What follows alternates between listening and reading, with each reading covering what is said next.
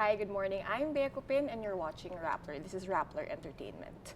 Talk. Today we're going to be picking the brain of a young and very talented director. If hopefully he'll allow us. Hindi ako humingi ng consent beforehand. So we'll be talking about his old film. It's from 2017, but it's going to be released theatrically, commercially, wide finally. release, finally, after almost 2 years, right?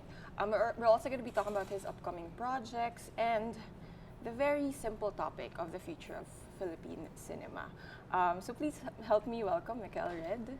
Thank you for taking the time. Thank you for having me here.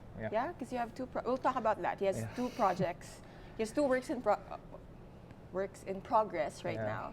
So it's kind of a crazy month. March is a life crazy for him month. right now. We're shooting 2 films and then releasing 2 films. You have 2 films coming out this month, right? So on the 13th, Neomanila. Neomanila. And Erie on the 27th. How does that feel? You have so many things going on. It's been a crazy month. I didn't really plan on this happening. The schedules just happen to overlap. Right. But yeah, I mean, I love what I'm doing. I'm enjoying myself. As long as I enjoy the process, I'm really motivated. And these are films that I really want to do. Right. So yeah, it makes it easier. Right. Neomanila was an entry to the was Q part Cinema, of 2017 Q Cinema. 2 years ago. People might have, some of our viewers might have actually caught it then, but I'm sure more. I think were we had unable to like 10 catch it. screenings during the festival. Yeah. And we were very happy with the The attendance. reception. Yeah, you were saying it was sold out. It was selling out, Right. and for a very dark and heavy film, it's heavy subject matter. We even got the audience prize. Yeah. So yeah, we saw the potential, that it could probably reach a wider audience. Right. So after our local premiere, we had like an international festival run. Almost a year and a half, it was traveling and several festivals, and we were selling in several territories. But finally, It's back it's back home, and we get to reach the audience that really matters, Right. the local audience, the Filipino people. So for those who maybe watch the trailer but hindi pa nila truly gets what the film is about, what is Neomanila all about? Well, it's about this woman, this mother named Irma, who's a pest exterminator by day, but at night she moonlights as a hired gun, She an exterminates assassin. different Yeah. things. And then she meets this orphan named Toto, and they sort of form this, bond, like almost mother and son bond, and she teaches him how to survive in the new, landscape of Manila. Right. How did you come up with this? Is 2017, right? So this was a year into the campaign against illegal drugs. Was it derived from what was happening in real life on the Yeah, ground? of course, with that, very that political climate, and at the same time I was inspired by this interview in BBC. And I saw it about this this mother who's a hit woman, and then she I remember that. One of the first few na reports from the alleged and then guns for hire. And it was a very she was a very fascinating character, and I wanted to make a film about the drug war, but from the perspectives of the middlemen, people caught, literally the middlemen caught in the middle, and I wanted to I guess to show how we're all victims in this, and no one wins in a war. And at the same time, I wanted to make a film that could use genre as a vehicle to make it more accessible in a way. And I think it worked for us. It was a film that dealt with a very heavy subject, but it was widely accepted. And finally, we're having a theatrical release. Yeah. More people can actually see this. Okay, it's interesting that you mentioned, that statement about in a war, no one really wins. There's also that debate na parang artists, creatives should not be afraid to make these statements. But some get bashed, right? When they create something that does attempt to make a statement, or sometimes if they create something that doesn't make a statement because it's on the fence about something.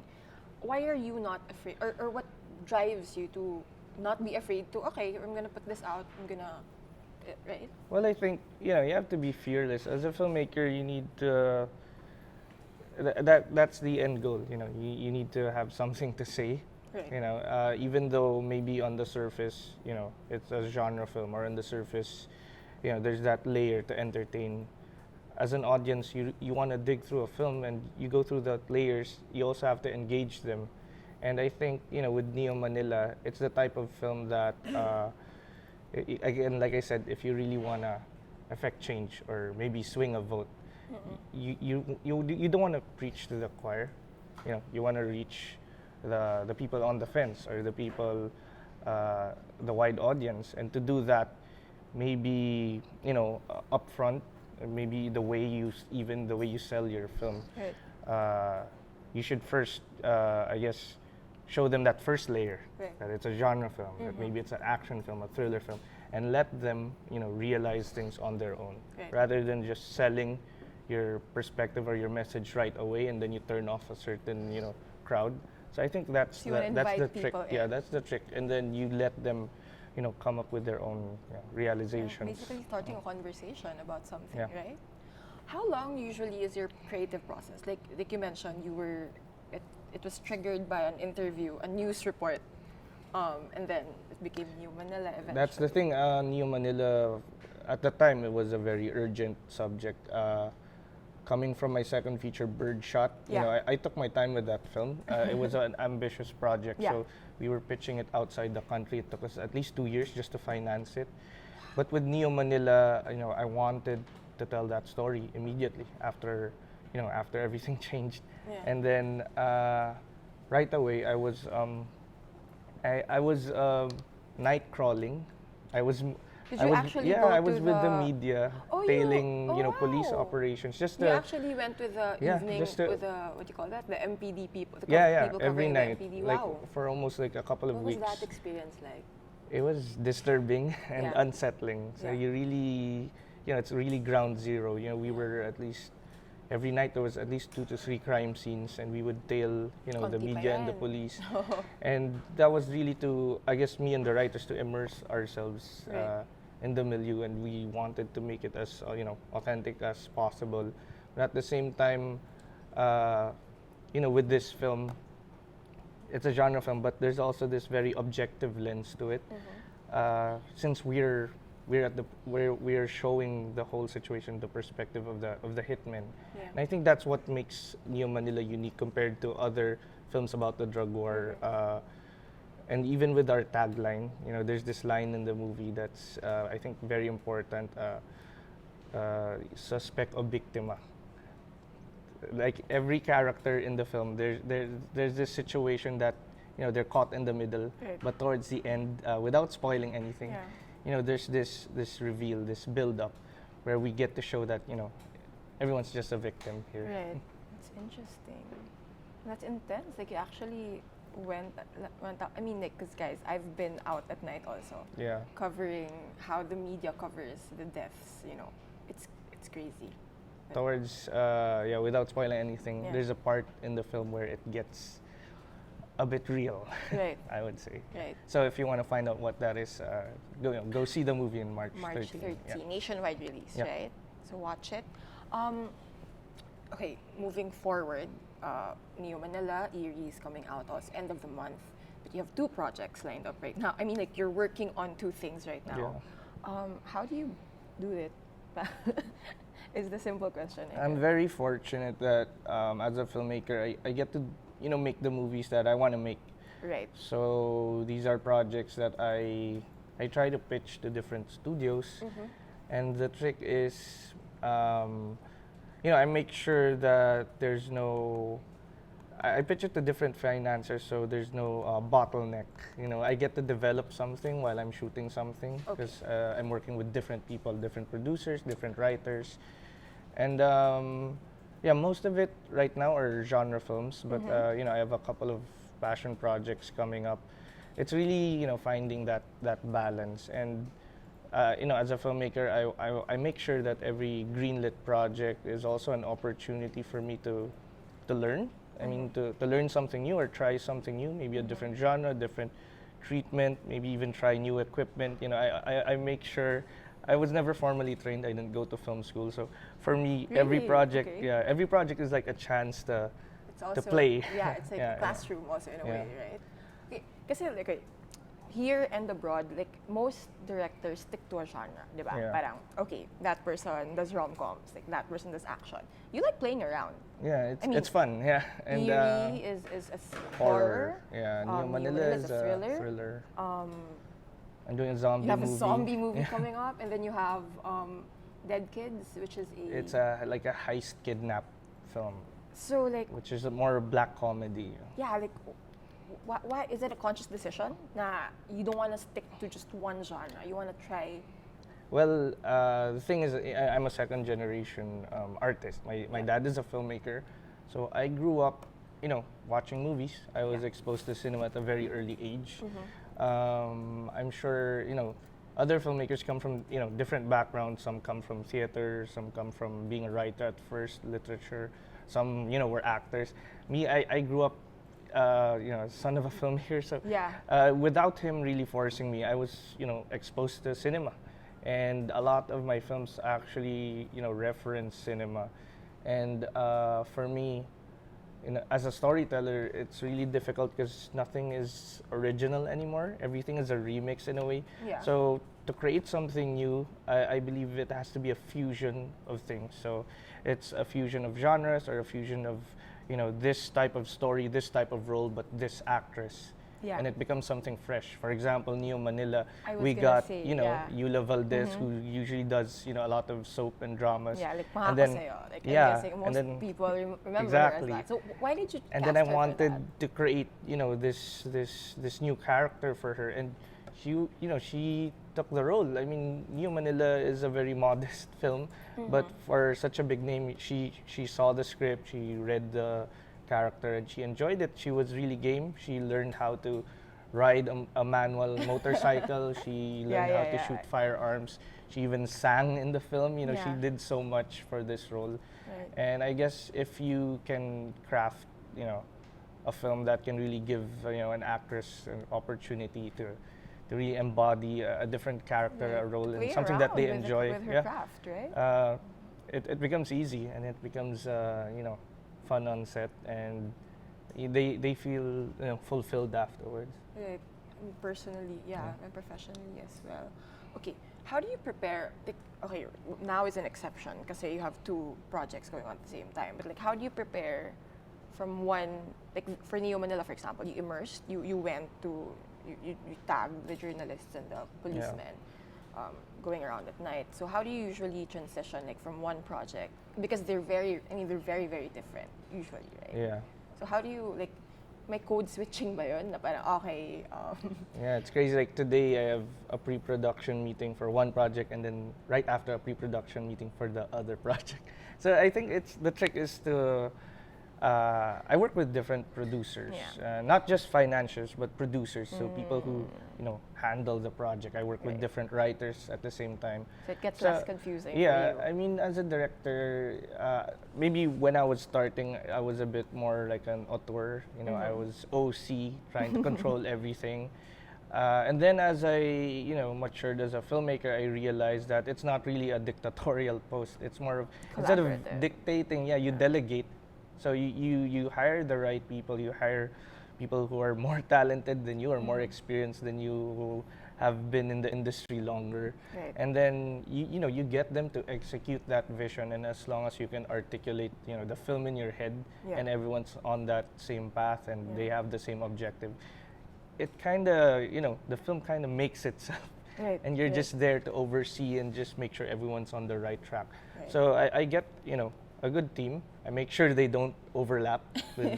I try my best, Okay, but I see. sometimes I get- there's yeah, certain yeah. roles where there's scarcity or there's schedule conflicts that there's certain production staff that work on more than one film that Yeah. I'm doing. But most of the time, I make sure that the major creative staff don't overlap.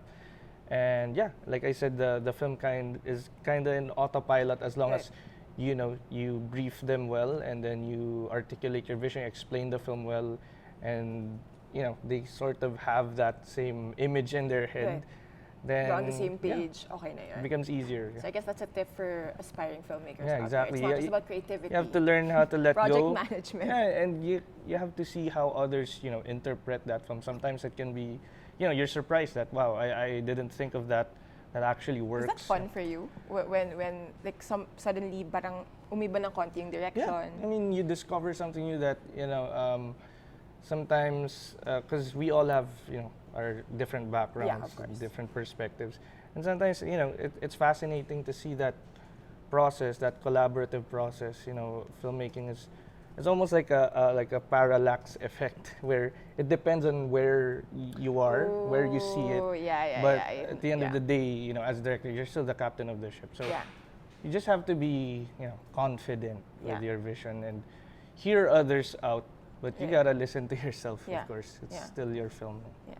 I'm also curious, like, how do you come up with these concepts? Like, I mean, Dead Kids will feature up and really young talent, Block Z, very popular love team.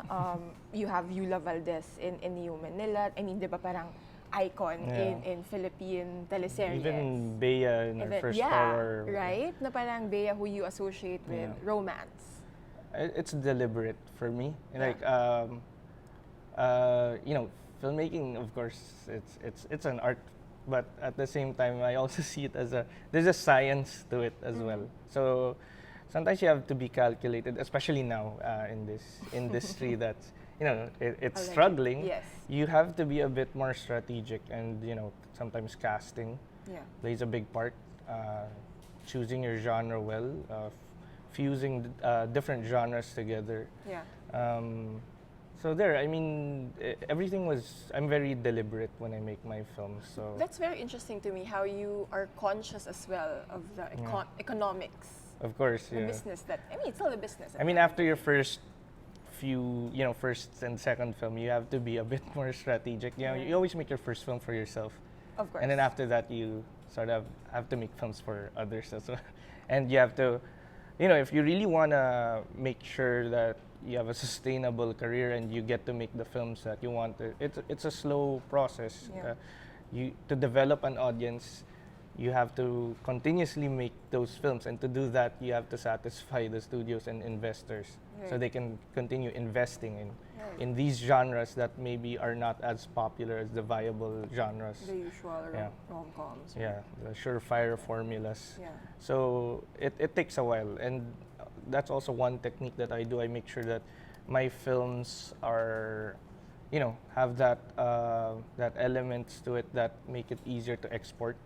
So I have that international buffer just in case I don't get, as much as a big local audience. I was gonna ask about that because Erie, Neomanila, apparently, well, not Erie, but Neomanila, it was released via Q Cinema. Yeah. And then you took it around. Yeah, and then Neomanila it comes sold back well. after 2 It years. had like several theatrical releases outside in several regions. We had like a Blu-ray release. We even had like a Japanese release with a distributor that changed the title and a Japanese poster. And then, No, even Erie, I can't disclose much yet, but we've also been selling outside. Birdshot was the first film on Netflix, and then it's sold outside. So there's that conscious effort. That wasn't by accident. We really aim to make films that have that marketing and that edge. So it still has legs for international sales. It's the type of film that it has Filipino stories, but the themes are universal. Yeah, and even the casting sometimes it feels a bit pan-Asian. Would you agree with the notion na parang a bulk of Philippine cinema doesn't translate to an international audience? Would you agree to that? Well, I understand that a lot of studios have mastered that formula that really targets the bubble, specific, the bubble market, Right. of the local audience, and they're doing well. So it makes sense. Like if it ain't broke, why fix it? Yeah. So the trick is, you want to make new stories, you want to make brave stories, fearless stories, change up the genre, but it has to be sustainable. So how do you do that? So maybe you make a film that doesn't do as well like the surefire formulas, but you need to have a buffer, and that buffer is the world market. So that's why, Is you there know, any pressure on you pala? Because you're second generation. You have a lot of big projects lined up. Like, you're doing the iconic Magic Temple, right? But that's matagal pa yun. yeah, maybe that's still Hopefully after Darna. Hopefully, Yeah. you'll have time to breathe. Is there any pressure on your part? You know, you get critical acclaim here and abroad. But Not really. I'm enjoying myself. You know, Right. it doesn't feel like work when you're having fun. Right. And as long as you get to do the stuff that you really want, like right now, I'm even trying different forms. I'm working on long form, so I'm gonna work on an international series as well. I'm working on. Well, there's another project that I can't announce. So you know, you sort of you just have to make sure that you know you like what you're doing, Yeah. and you like what you know the message that you're trying to push. Still. You believe in it, and yeah, just you know just have fun. And when you're having fun, it's easier. There's no pressure. I want to jump into the light and easy conversation, which is, you know, you have a lot of projects lined up. Neomanila is coming out in a week. Tama ba? In a week, a few Yeah. days. Erie is coming out by the end of the month. You have projects lined up. But like, there's the Eric Mati said na parang to quote unquote, it's in a dire situation, the film industry. But what do you think about that? Well, you know, he's right. It's a lot of films are being made, but only a few actually profit.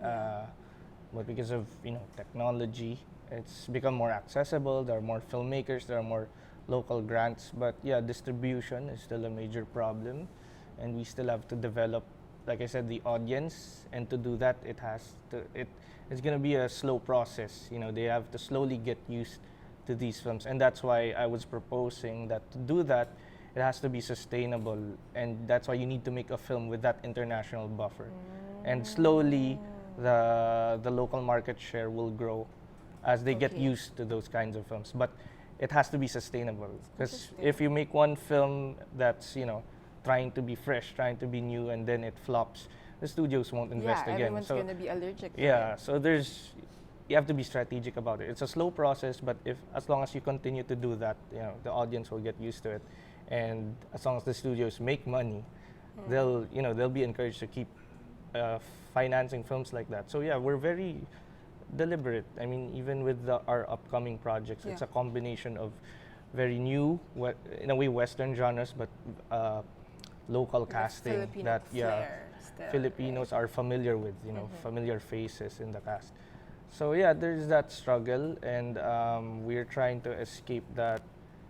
Even with the formula films, it's slowly dwindling because of tough competition from all these different platforms. But I see it more as a challenge to us filmmakers. I mean, you know, it keeps us on our toes. At least it's not stale. Yeah. You know, we're forced to sort of disrupt the system and change the game, and you know, look outside to bigger markets, Right. and it's happening everywhere. It's not Yeah. just in the Philippines. Worldwide, it's happening everywhere, and we all know that. Oh, local maybe industry's having a hard time. Local film industry. Yeah, Is at it least because the theatrical is it because releases. of online platforms? Of course, yeah. Everything is headed towards. I mean, So bad, right? even 'Cause the money you big spend studios, for- you know, they're making their Their I own- want and all that. Exactly. Because that's the Exactly. future, you know, streaming is the Yeah. future. But yeah, but at the same time, it's a challenge, and you can see it as exciting times as well, because you're forced to sort of navigate through Right. that and experiment and try new things Because to succeed. you're being pushed out of your comfort zone. Exactly, For, yeah. for survival. I mean, I don't want to say survival. But Adapt yeah, to you're survive. forced to adapt to Yeah. survive. Okay, my last question is a very beauty pageant question. Some will argue, but I like asking this to people who from different industries. Like, so again, you have projects lined up. You have projects that are finally being released in the Philippines commercially, cinematic release. Why do you do what you do? That's a tough question. Well, the first time I made a short film, I think that's what I tell a lot of film students when I do talks. You know, there's three components to it. You know, you can have all that craft and then that creativity, but I guess one of the rarest things is the actual willpower. You know, that drive, you know, that fire in your belly to actually get up and make a film that no one asked for, you know.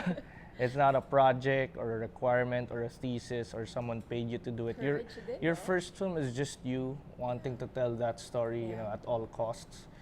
And that's what makes a filmmaker. So, yeah, I mean, I remember when I was in a workshop with Marilu Diaz-Abaya, when I was, I think, 14, 15, making my Wow. short film. That's what she was explaining that that's how storytelling, you know, started. It's just, imagine cavemen around the campfire, and then a caveman tells his story about his hunt for the night, how he fought like a saber-toothed cat. Yeah. We want to be, you know, remembered, I think, and that's why we tell stories. We want people to, you know, we want to have a legacy Right. as well. And at the same time, we want to leave something in this world, to affect change, and sometimes cinema can do that. Yeah, definitely. So yeah, maybe I hope that answers it. So yeah, sorry, pinahirapan ko ng konti. But Neomanila, again, is, I can't repeat this enough and enough. Yeah. It's showing finally. Watch it, yeah, March in the 13. Philippines. Yeah.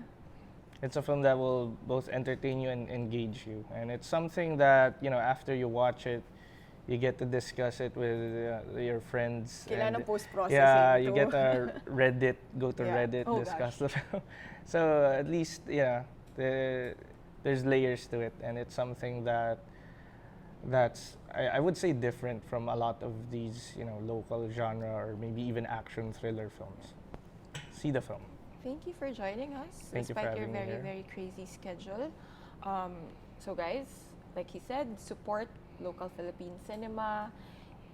Naghihirap siya. Mahirap. It's difficult and interesting times. So support local cinema, support local artists, local creatives. And thank you for watching. Thank you for joining us. Thank you again for dropping by. Thank you. And thank you for watching. This has been Bia Kupin.